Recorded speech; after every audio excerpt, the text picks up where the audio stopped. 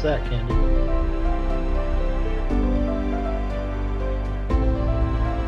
Oh, okay, thank you.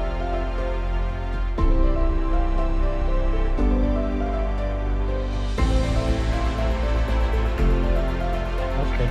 How many of these have you done?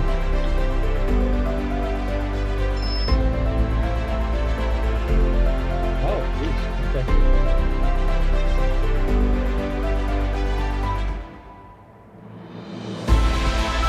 That's very professional.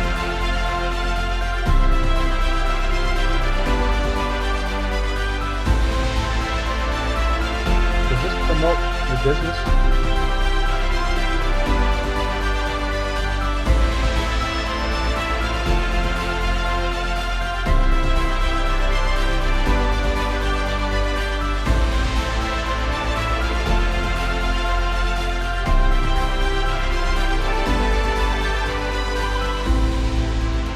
I got it. I got it.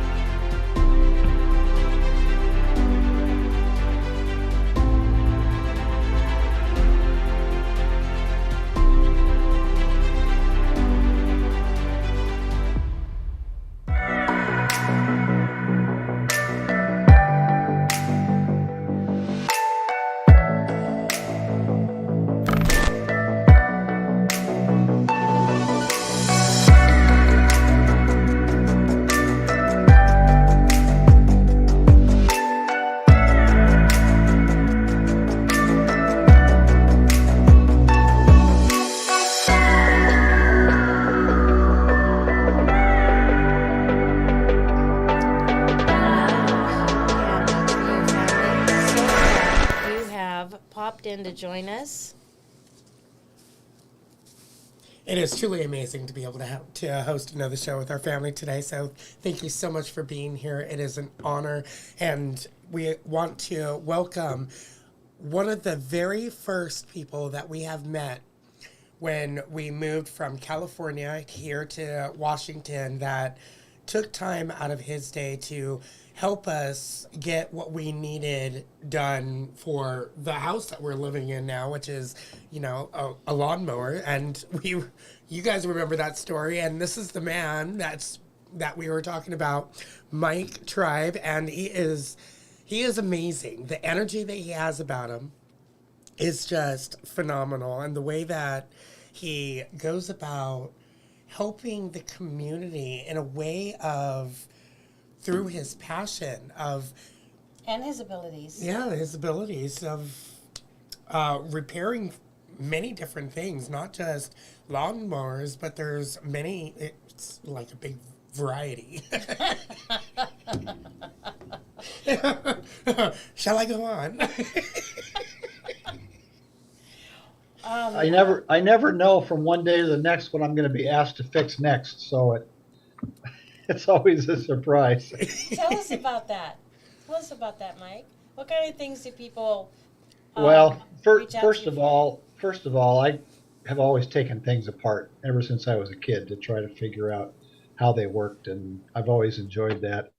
I became an engineer. That was my career, and then I retired in 2018. And through the years, I've just had an interest in all kinds of things. I was an electrical engineer in my career, and then I work on old machines like motorcycles and lawnmowers and old cars and trucks, and I don't know. I just like to learn new things, and so learning the desire to learn new things takes me into stuff that I've never encountered before, and that leads to figuring out how those things work, which leads into a repair usually. And Yes.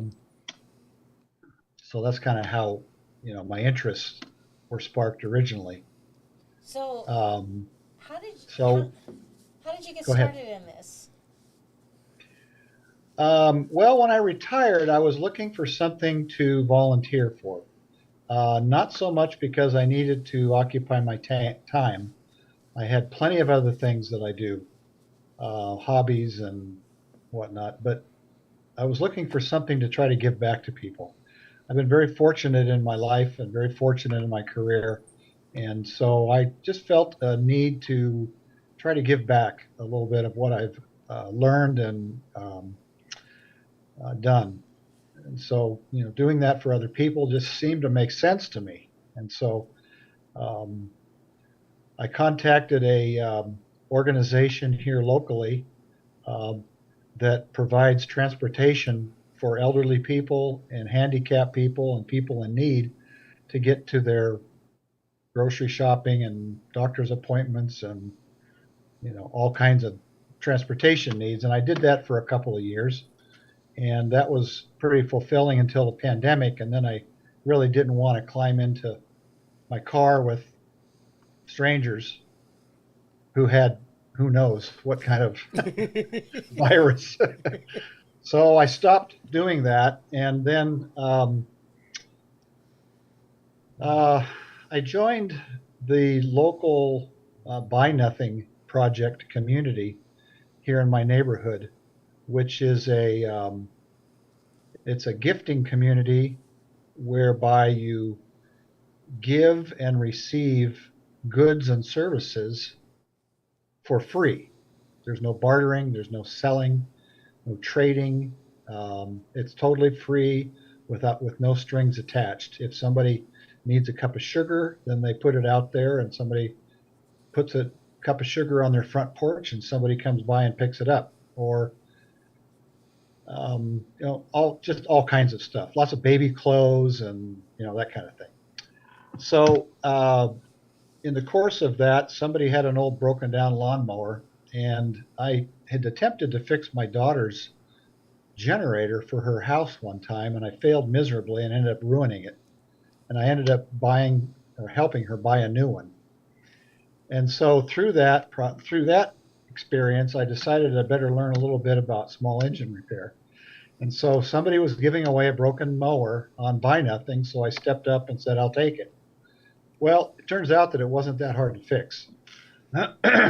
So I cleaned it all up and gave it away on Buy Nothing, which of course led to somebody else saying, I have a mower. I need a mower. And by the way, do you fix kids' toys? Or I have a music box that needs to be fixed. Or I have some knives that need to be sharpened. Or you name it. I've got some wood chips that I need to get rid of. That kind of stuff. And so through the Buy Nothing project, which is primarily just your own small neighborhood, there's a boundary that you operate in, and every neighborhood has its own group. I became sort of a fix-it guy for the group. That is awesome.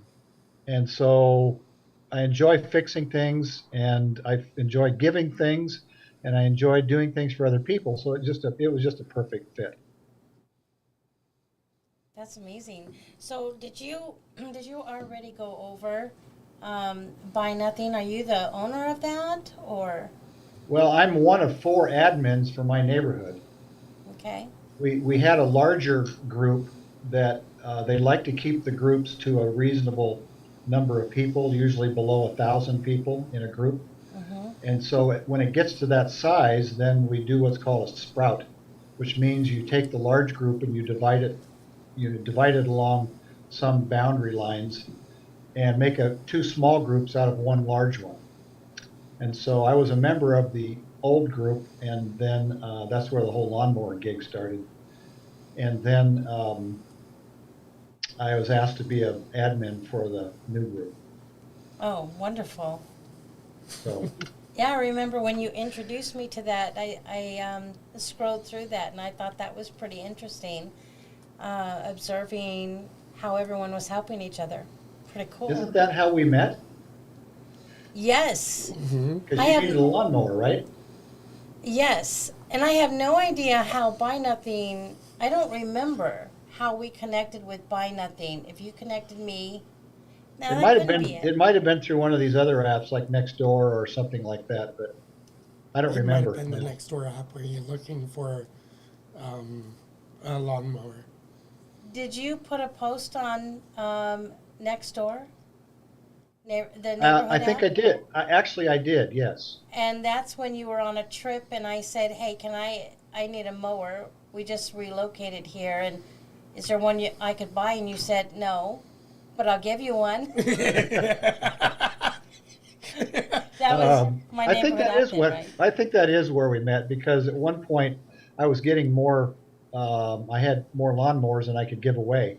I've saturated the neighborhood now with lawnmowers, and so I went out onto next door asking if anybody needed their lawnmower fixed or needed a lawnmower, and I think that's probably where we met. And that was the perfect timing too, because we were just looking for one.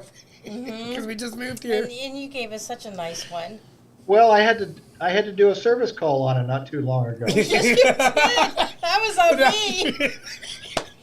I'm like, okay, Mike said, don't let it get out of oil. Oh, and I check it all the time, and I'm like, oh, it's down a little bit. I'll just add some. Yeah. That was too much.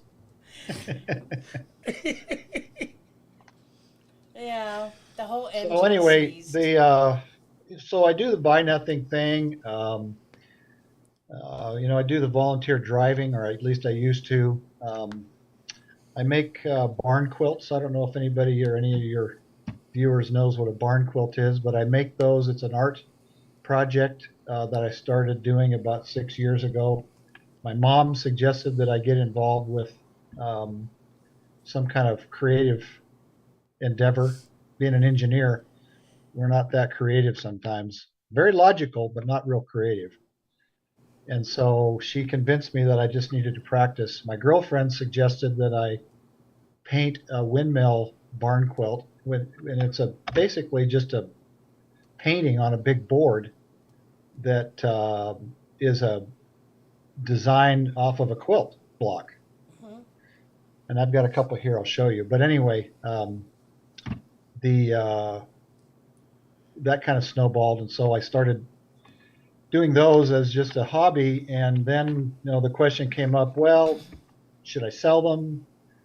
Should I make a business out of this? And I really decided that I didn't want to be burdened with the business aspect of doing these. I felt that it would take the fun out of it.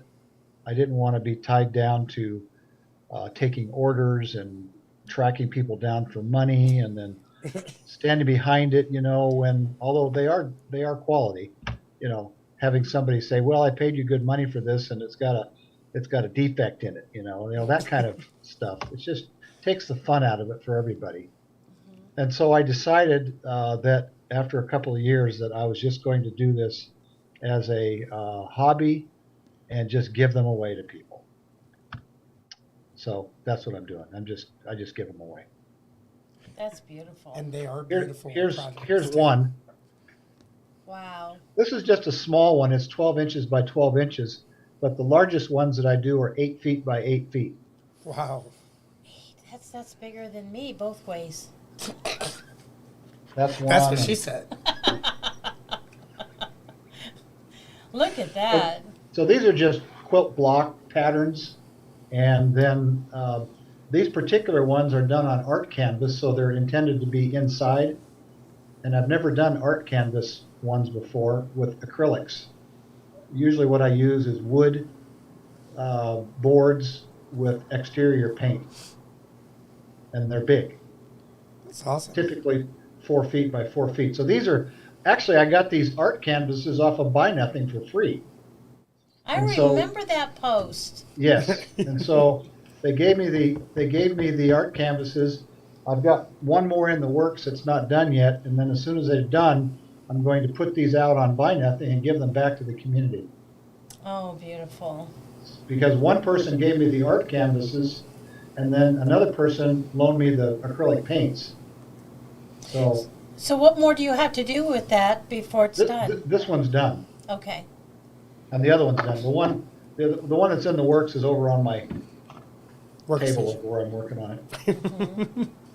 I noticed the first one you held up has a Dutch feel to it. Well, like I mentioned earlier, before we were on, this particular block, most people use the same color for all the triangles, and it gives it a different sort of motif. This one, because I like windmills, and I have a antique windmill on my property. Yeah, I remember seeing That was my great grandfather's.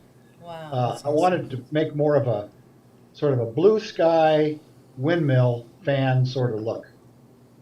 Mm-hmm. You So I did a like primary. fantastic job. This doesn't come across, but it's actually called cobalt violet. It's a purple, really, really deep purple.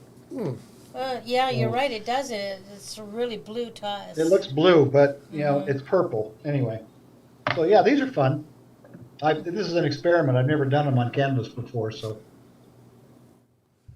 That's really awesome. Would you? anyway, that's another. This is another giving thing. In addition to the fix it guy and the transportation and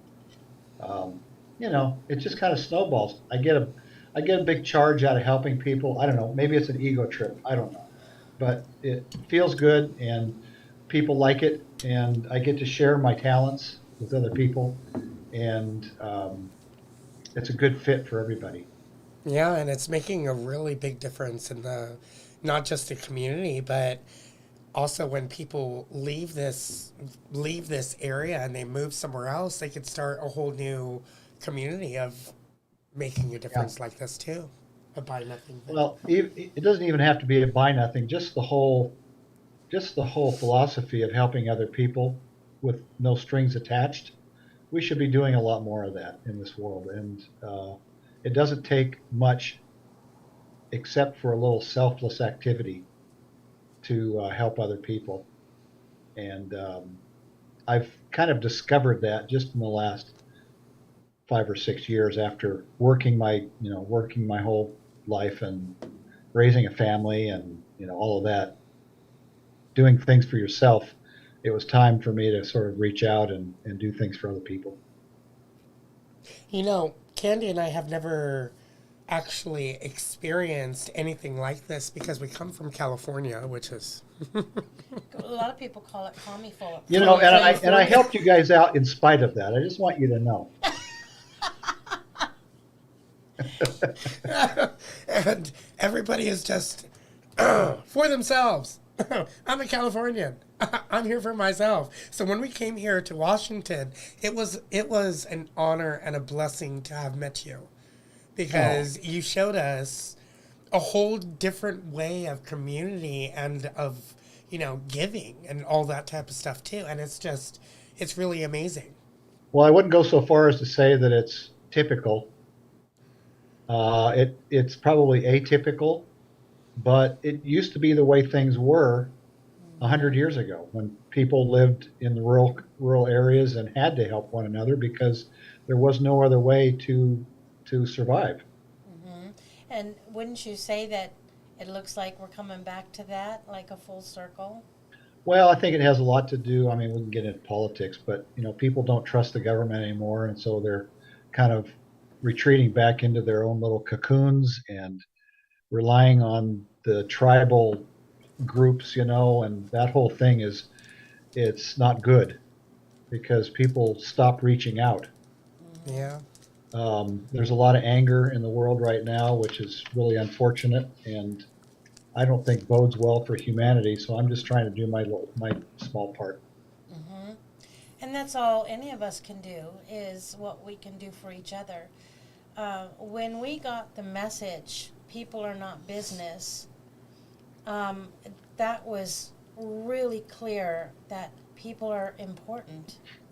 And it's not that it puts a damper on making a living. We're at a place where you need money to buy food, you need money to buy gas for your vehicle. Um, there are things that a roof over our head. So, but it's the heart, and where you are coming from that. So, I still have not quite figured out where that line is drawn on how to make a living yet serving people as well. Well, Sometimes, I personally believe that um, companies that make a profit, there's nothing wrong with that. You have to make a profit in order to survive in business. mhm, However, I don't believe that customer service is where it should be in a lot of cases. businesses are, it's important for them to differentiate themselves from their competitors. And the only way to do that is, well, two ways. You have to have a superior product, but a lot of times people will not respond to that. They want to get the cheapest thing. What you can do, however, is you can have extraordinarily radical customer service. So much so that people just can't ignore it, which is how Amazon got started. Their incredible customer service, Hmm. no questions asked returns, 2 day shipping. I mean, all that is radical customer service that disrupted the whole retail industry. And you can see where it is now. Hmm. Where they go from here, I don't know, but that's how businesses should be, I think. I totally agree. I will not patronize a business that does not have good customer service. I'll go somewhere else, no matter how good their product is. Hmm. Exactly. I feel the same way. Don't you? Oh, yeah. Hmm. Well, I Yeah. believe that customer service is, even if the food isn't as high quality as something else, if I got great customer service from that place, I would go back anytime. A lot of people don't realize that manufacturers of goods want to hear from customers feedback, both good and bad. If you've had a good experience with the product, let the company know about it. Your voice matters. If you've had a problem with the product, let the company know about it. And although it's not my primary concern, my main concern is if I was a manager of a company or an owner of a company, I would appreciate that feedback, Yeah. good and bad. A lot of times people don't realize it, but if they contact a company and say, hey, I bought something from you. Yeah, it's out of warranty. I really wanted to stay with your product and I really appreciated the quality of your product. Can you help me out here? 9 times out of 10, they're going to send you something brand new. You know, I had a toilet seat that wasn't working quite right. A toilet seat. I said, well, I'm going to call the company and ask them. I had a brand new toilet seat in the mail about a week later. Wow, that's awesome. Right? So, it's the same way with food products or really anything. The first thing I do is I call the manufacturer and see if they would like to help me out. That's the type That's of customer service that I'm talking about. that's pretty cool. Yes. We get So, that from Amazon. yeah. And that's what I do with these lawnmower repairs.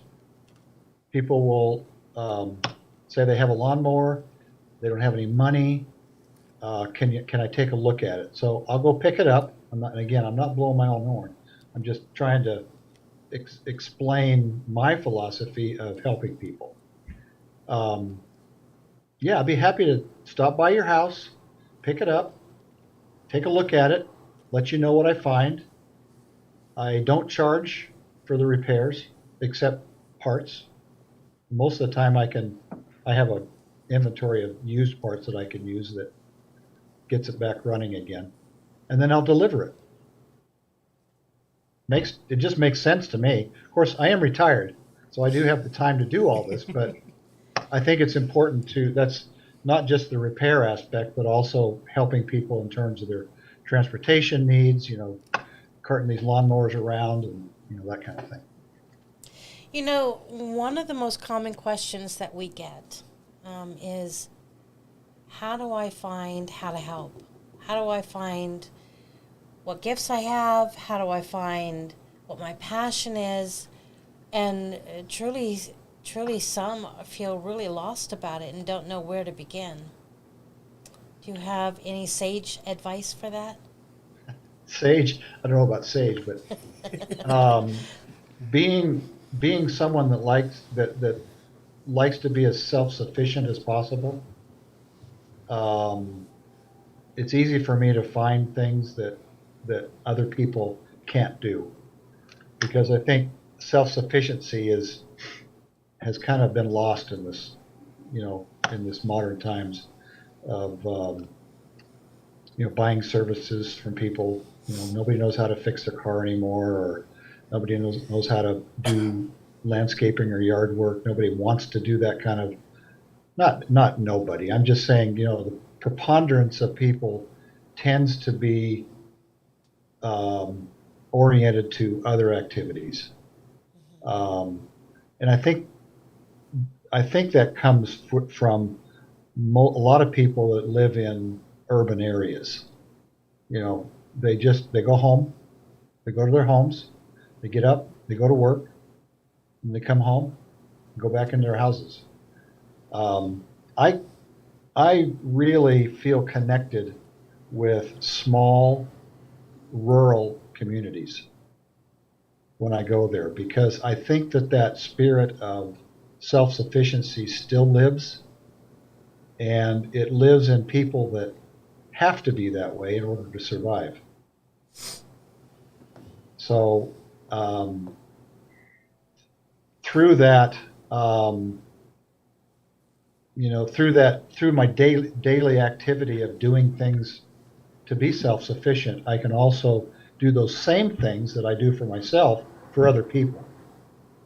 So that's kind of how that whole thing grew. Does that make sense? It does make sense. That was a powerful statement. My family homesteaded in eastern Washington state in a small town called Bickleton. And it's a wheat farming community. I think there's only, 150 people that live in Bickleton.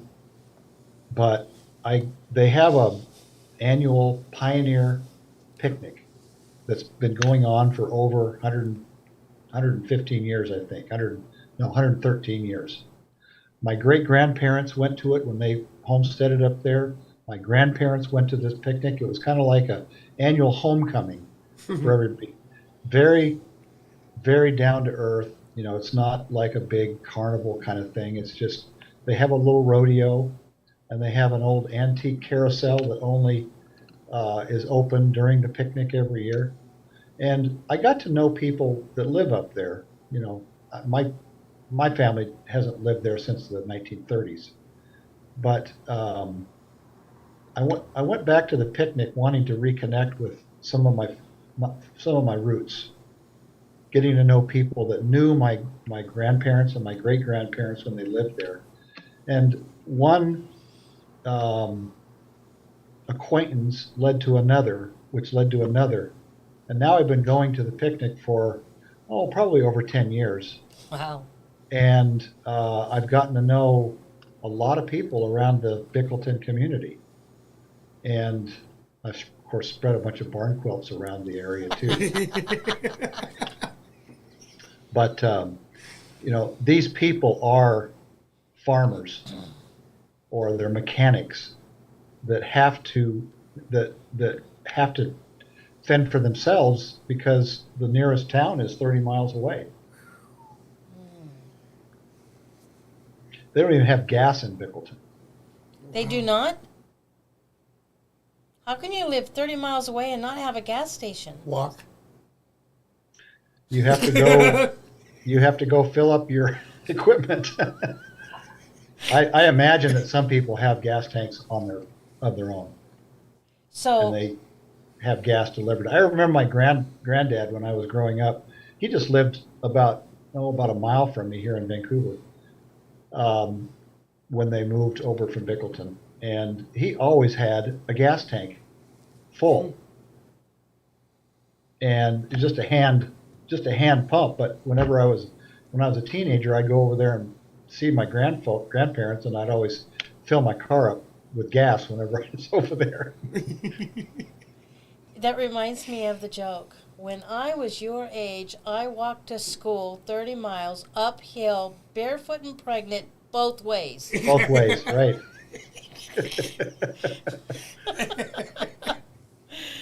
Oh my goodness. Anyway, if anybody is interested in Bickleton, Washington, look it up. They have the oldest continuously operated saloon in the state of Washington in Bickleton.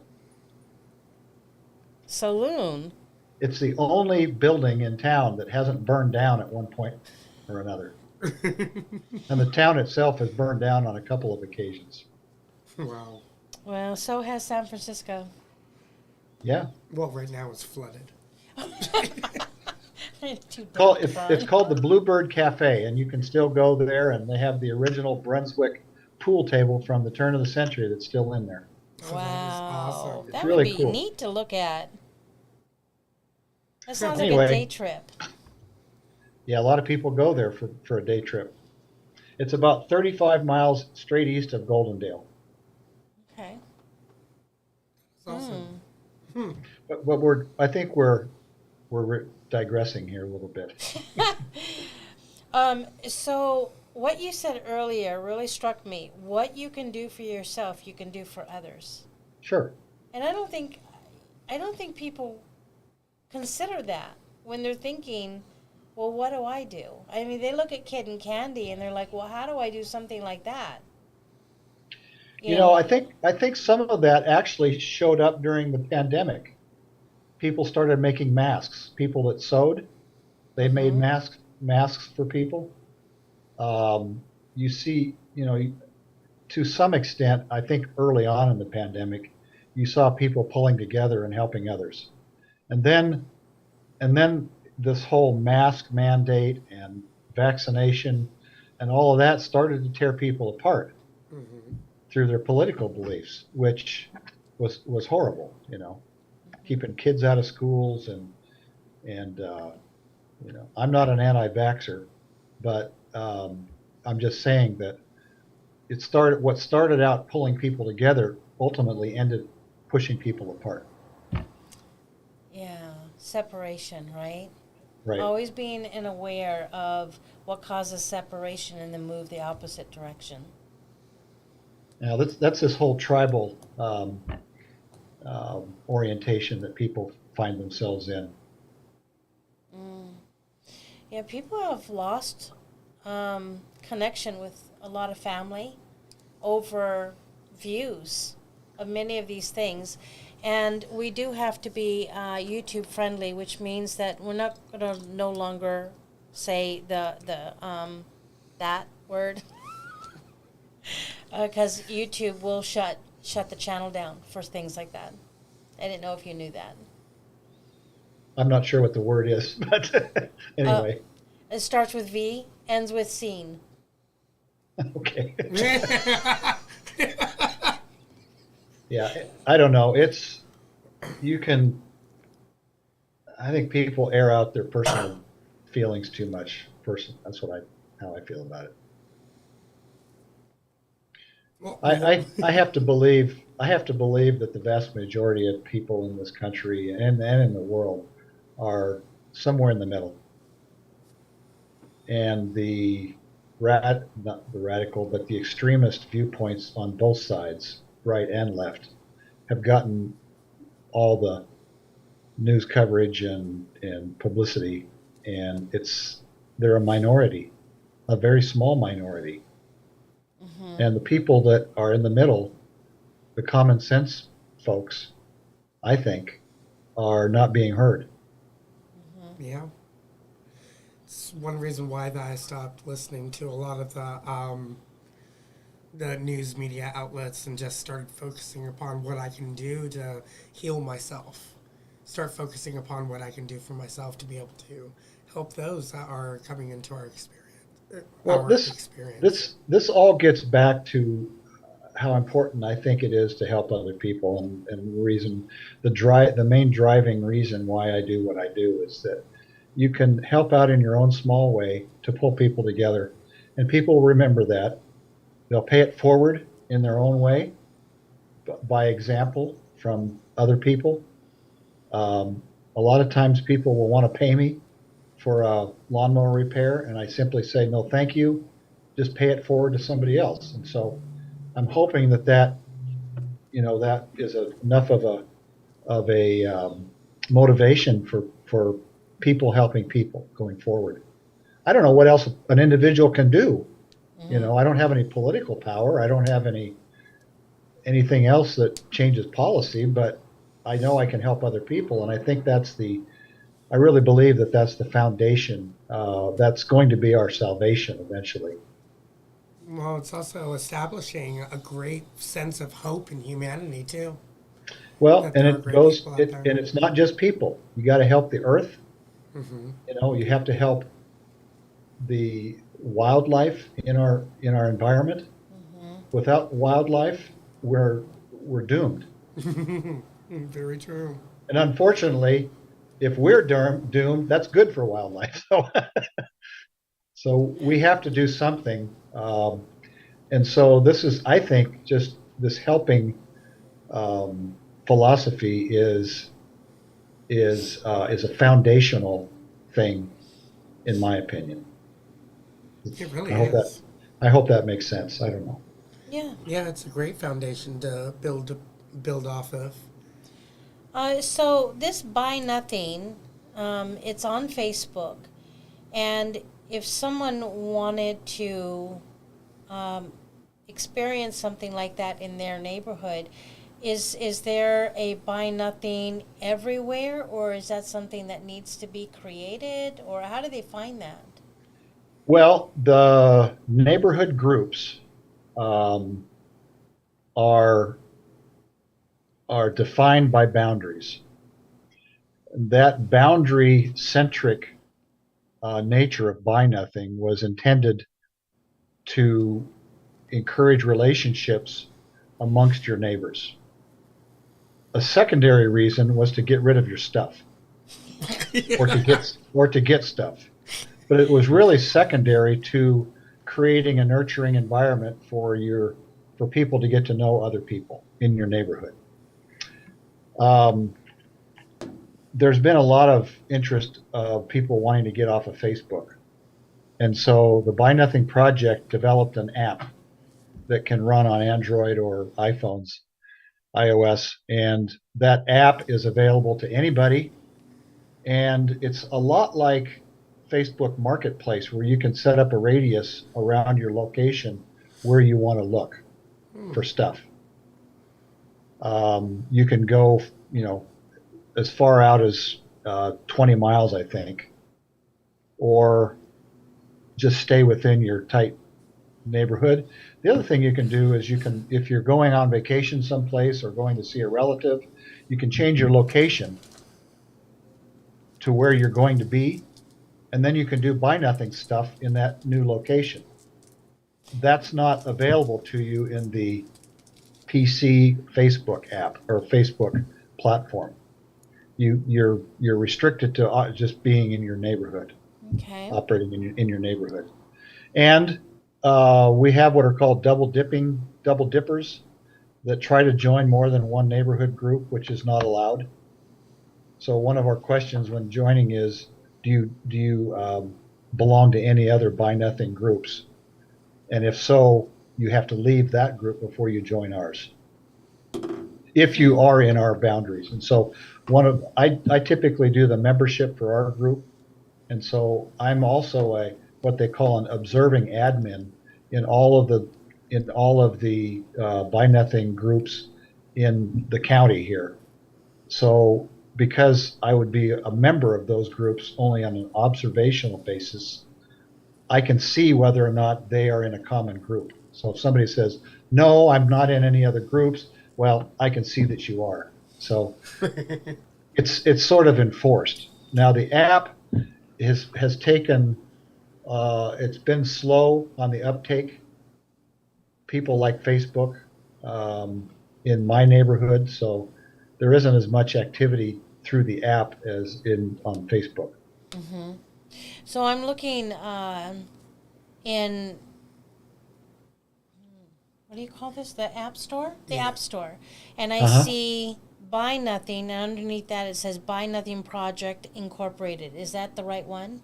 Yeah, It is. Okay. it's a little green flower kind of thing. Mm-hmm. Yeah, that's it. Okay. That's the app.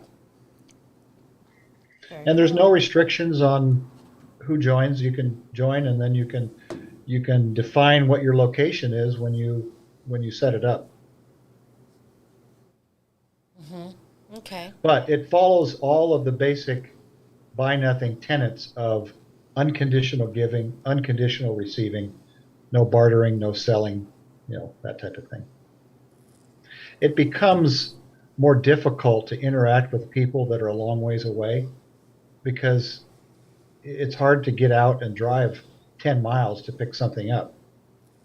When I put in for something on buy nothing, if I see that somebody has something that interests me, I know that I can go pick it up and be back home in 5 minutes because they're my neighbor. Mm-hmm. Yeah. So Kim Stewart says, being in service to others is the place we need to be to participate in the restoration of the world. Yeah, that's exactly what I said, and that's exactly what I believe. Mm-hmm. It's truly amazing what we can do when we all get together. Right? Yeah, and we share from the heart. So that's pretty cool. I learned a few new things today. One about Bluebird Cafe Saloon in Bickleton, Washington. That's pretty cool. I'm going to set up a time And for... also the Alder Creek Pioneer Cemetery, the Alder Creek Pioneer Picnic and Rodeo in the second weekend in June.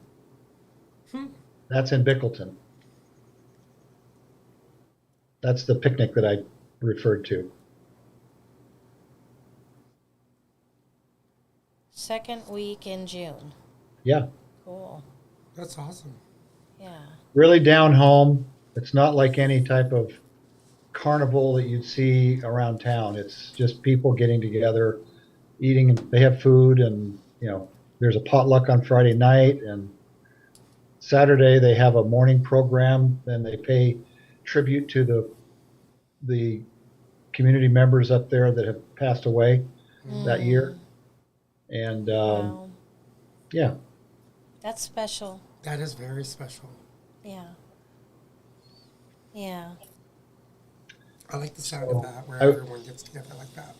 I don't know if there's anything else that I can add about my giving, helping philosophy, but I think that's kind of where I come from. Well, you brought a lot of great information, and it's going to give a lot of the family members an idea of what they can do for themselves to be able to, start something like this, to be able to, whenever they have free time, to what they can do for themselves, they can do for others, and just start, giving out. Yeah. Well, yeah, I have to beautiful. say that, although we've talked a lot about buy nothing, that's only one of, an unlimited number of ways that you can help.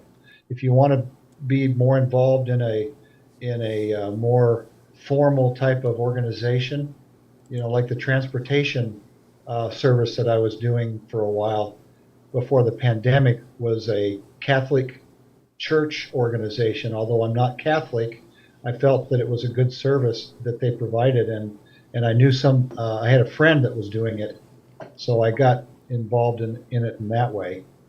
And they help out people in a number of ways. I mean, it's a Catholic organization. That's what they do. But Catholic Community Services is the name of the organization that I was providing transportation for. Just helping people. These barn quilts, giving people those. I think it adds happiness. Mm-hmm.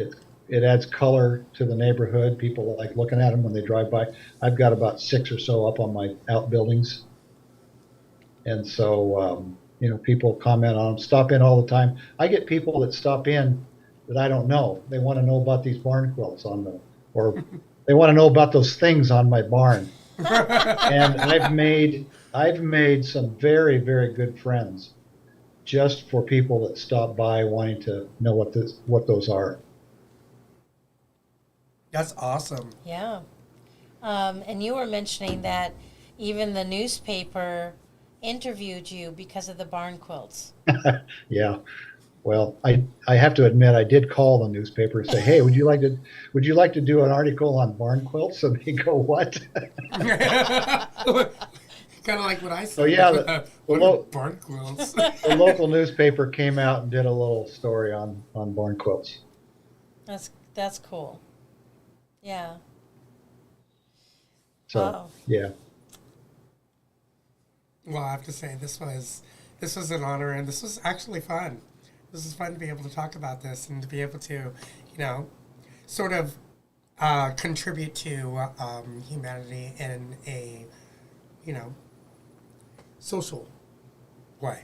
this is our very first interview of someone within Our community. our community.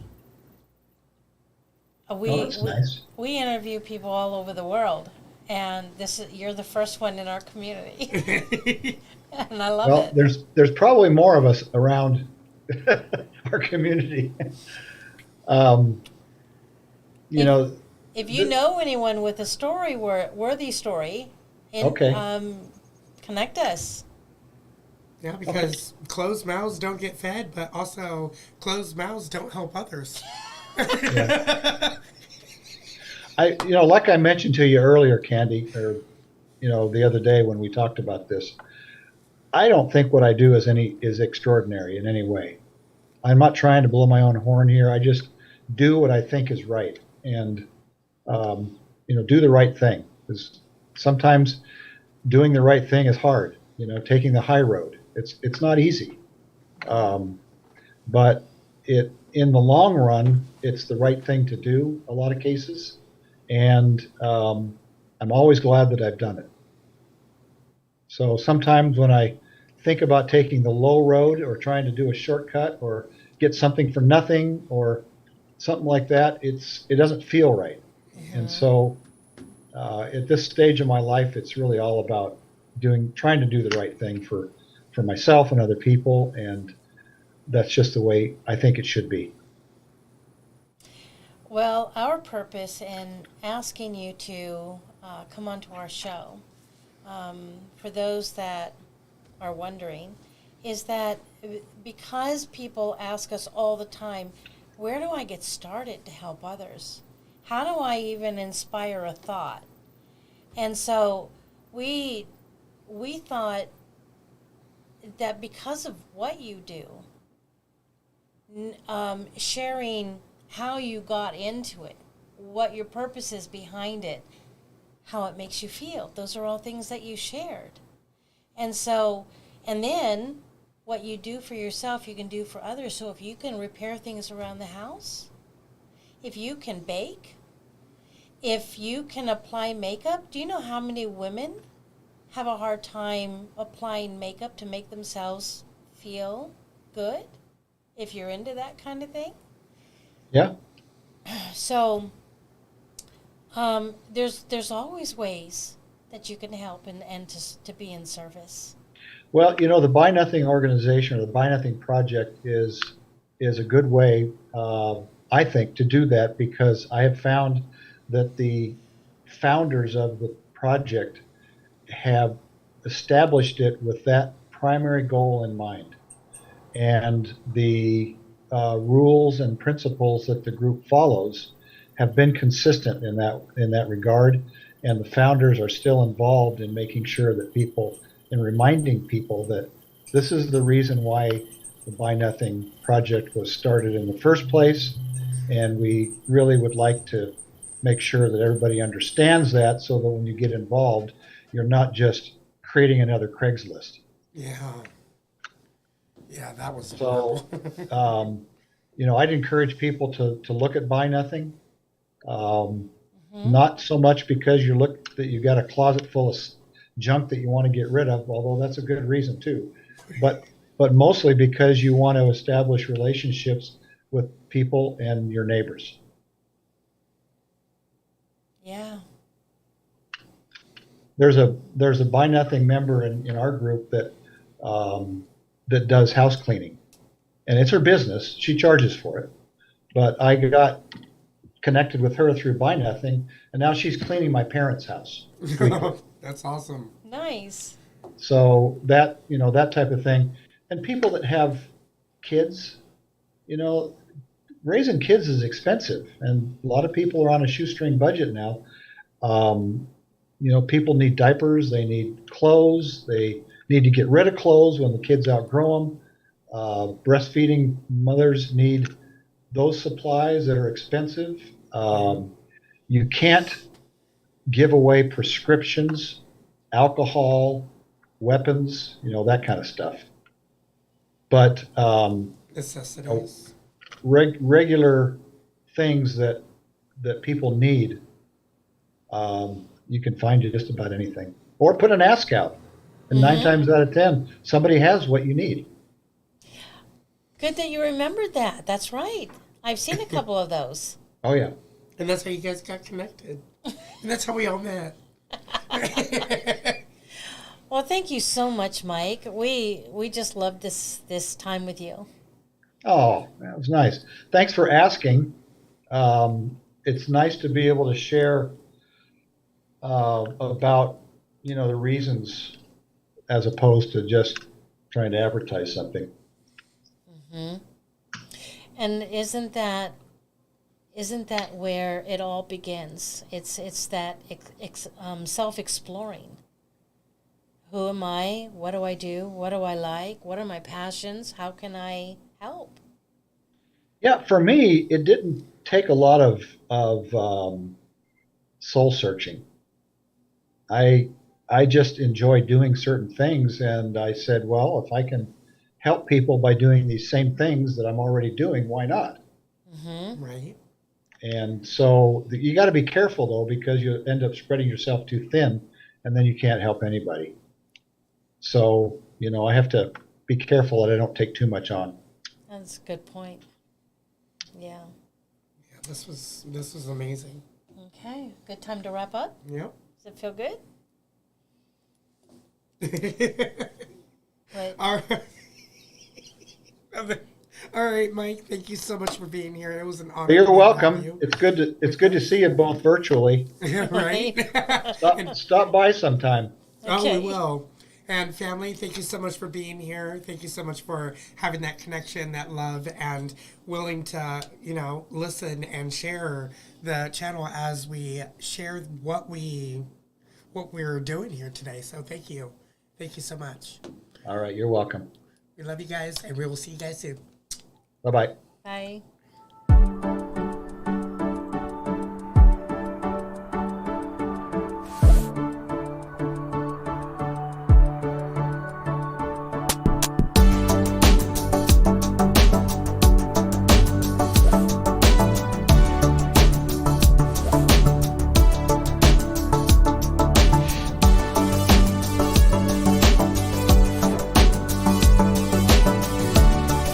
Probably not going to want to hear this, but I'm going to say it anyway.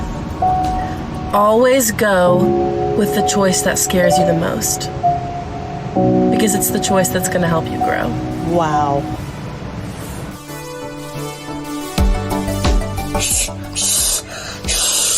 I can't do negative today. Positive vibes.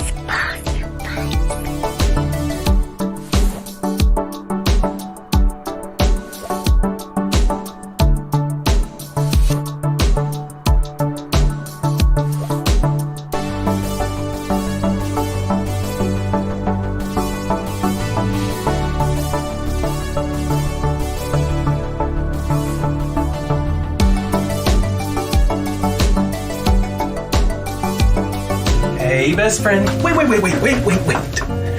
To the person seeing this, I know you're tired. I know you're fed up and so close to breaking. But remember, you have strength within you even when you feel weak. Keep fighting, best friend.